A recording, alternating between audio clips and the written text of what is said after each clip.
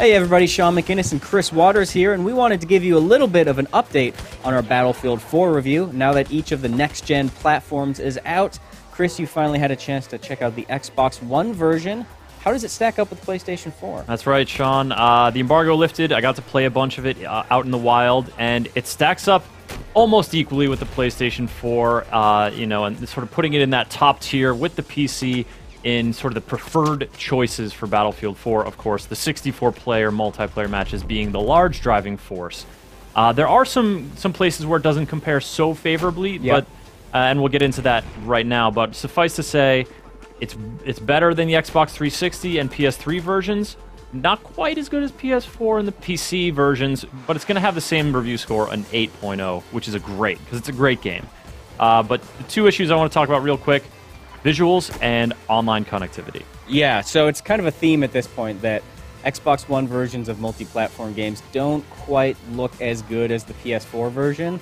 And you can notice those things side by side, but it's not a huge difference. That's right. I mean, you're going to, you put these things next to each other, the PS4 version and the Xbox One version, you're going to see that the Xbox One's textures aren't quite as detailed, and the color saturation feels a little bit weaker, maybe, and it's just not quite as crisp, not quite as vibrant as its PS4 counterpart. Of course, we could dive into the technical specifications of 720p versus 1080p, and go further deep into lighting effects, but suffice to say, it's a slightly, if you have both new consoles, go for the PS4. But if you just have the Xbox One, you're going to have a great game, and it's going to look very, very good.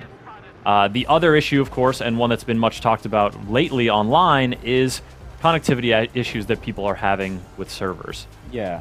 DICE games, they've had issues in the past around launch windows. Battlefield 4 it has some as well. It is rumored to have them on PS4 and PC as well. I never experienced any of that during the review process and in my subsequent play on retail, but as far as the Xbox One goes, I did experience, over the course of hours and hours of play, a few crashes to desktop, a few dropped connections. Some of that happened while I was matchmaking, others happened while I was in a game, so I lost some progress. But while those sort of loom large in my memory of didn't it stink the time that I lost all that experience, the stuff that looms larger is the good experiences I had in these chaotic battlefields, because the majority of my time was issue-free. Right. I was almost always able to get into a game when I wanted to, of the type that I wanted to.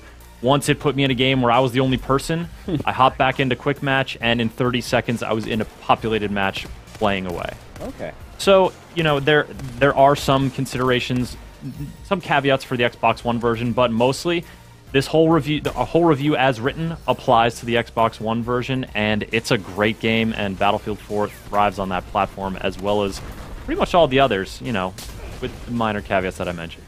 And of course, you can read Chris's full Battlefield 4 review on GameSpot.com. Chris, thank you very much. My pleasure, Sean.